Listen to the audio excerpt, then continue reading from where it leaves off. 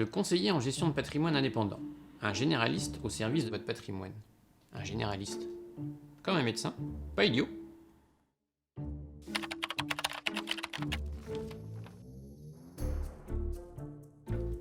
2,5% net !» SOS Placement, bonjour. Bonjour monsieur, mon mari fait un malaise. Venez vite. J'arrive.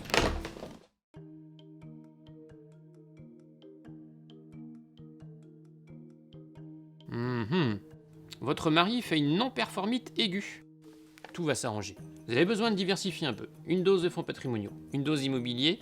Faites-vous suivre régulièrement par un conseiller indépendant. On se revoit dans 3 mois. Votre taux de rendement aura repris 2 ou 3 points. 2-3 points. Malheureusement, la non-performite aiguë est un mal très courant, dû à un manque de suivi et de conseils. Heureusement, nous, les conseillers en gestion de patrimoine indépendants, sommes là pour y faire face. Alors un conseil, dès les premiers symptômes, appelez-moi. SOS Placement, bonjour.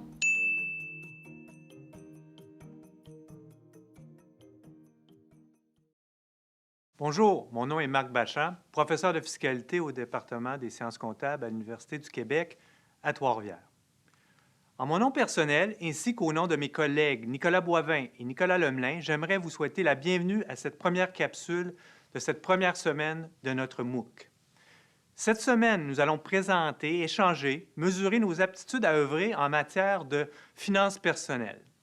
Les finances personnelles est un vaste sujet qui, dans un monde idéal, devrait intéresser tous et chacun, puisqu'il fait partie de notre vie au quotidien et qu'il se répercute sur notre vie future. Les défis, certains parleront de pièges, sont nombreux. Le plus important, à mon avis, est la complexité causée par la nature intégratrice du sujet. Il faut savoir relier les pointillés, saisir les liens qui existent entre les différents sujets de finances personnelles. Par exemple, une situation budgétaire qui est serrée peut amener le consommateur à se porter vers le PPPP, le plus petit paiement possible, en payant un bien sur la plus longue échéance possible. Une fois cet engrenage activé, les problèmes de liquidité amènent le recours à une marge de crédit hypothécaire pour générer les fonds nécessaires aux obligations financières générées par les PPPP. On se retrouve ainsi à emprunter pour consommer, bref, vivre au-dessus de ses moyens. Les finances personnelles deviennent alors une question comportementale, proche de la psychologie, gratification instantanée, désir de se définir par ce que l'on possède. Jumelée à un niveau de littératie financière faible dans la population en général, cette situation devient un problème sociétal. L'objectif principal de cette première semaine consiste à favoriser de manière concrète à la fois notre compréhension des enjeux financiers personnels en matière de littératie financière et des comportements, bons et mauvais, qui les sous-tendent. Pour se convaincre de l'effet spectaculaire de l'endettement chez les Canadiens, observons ce graphique. En 2009, le ratio de la dette sur le revenu net après impôt atteignait un niveau record de 148 %. Sur une période de 20 ans, la progression a été de 55 %. Au troisième trimestre de 2013, le ratio de la dette atteignait 163,7 %. Si on y ajoute un angle d'analyse, à savoir le vieillissement de la population, occasionnant une situation où la dette devrait donc être réduite avec le temps puisque la maison devrait être payée. Cette progression devient alors inquiétante et demande des changements de comportement de la part des individus. Une des idées fortes afin de modifier le comportement des consommateurs en matière de finances personnelles est de leur présenter l'effet de leur consommation d'une manière unique et marquante. C'est ce que réussit le professeur Daniel Goldstein en introduisant l'image du present self, le moi actuel, et le future self, le moi futur, dans sa conférence TED intitulée « The Battle Between Your Present and Future Self ». Je vous invite donc ici à prendre une pause et à visionner cette conférence. Bon visionnement. On se retrouve après celle-ci.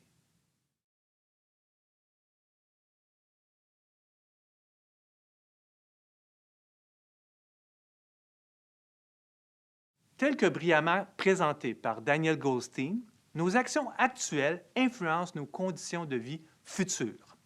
Lorsque nous consommons aujourd'hui, nous réduisons notre capacité à consommer dans le futur. Et lorsque nous épargnons aujourd'hui, nous augmentons nos possibilités à consommer dans le futur. Bref, nous nous empruntons à nous-mêmes.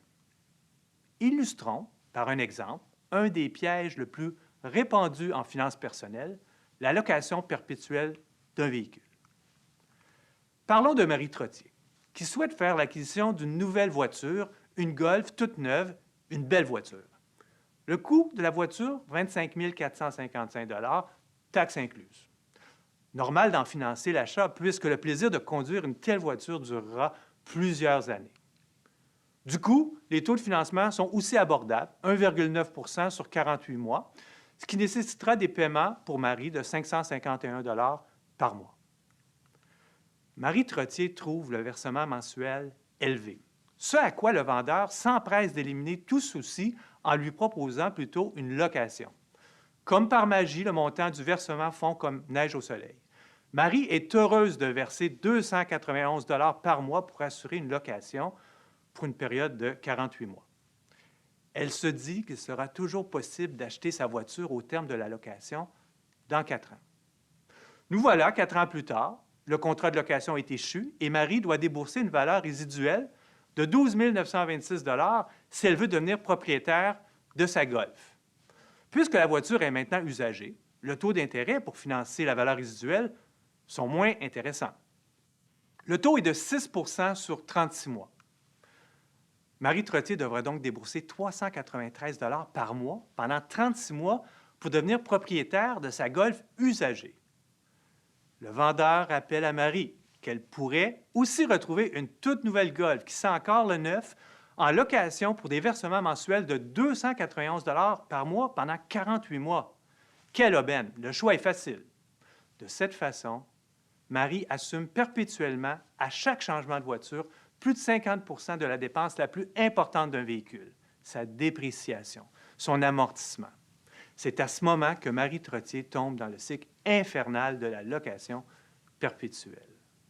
Au cours des semaines à venir, nous explorerons certains aspects des finances personnelles qui illustreront l'intégration des champs disciplinaires qui la façonnent, soit la retraite, les successions, la fiscalité, l'assurance vie, les placements, tout l'aspect juridique et les finances.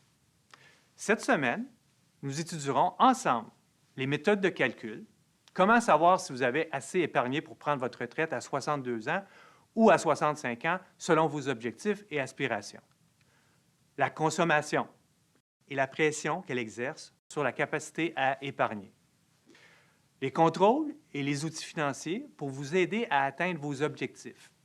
L'idée étant d'être dans la connaissance plutôt que dans la pensée magique.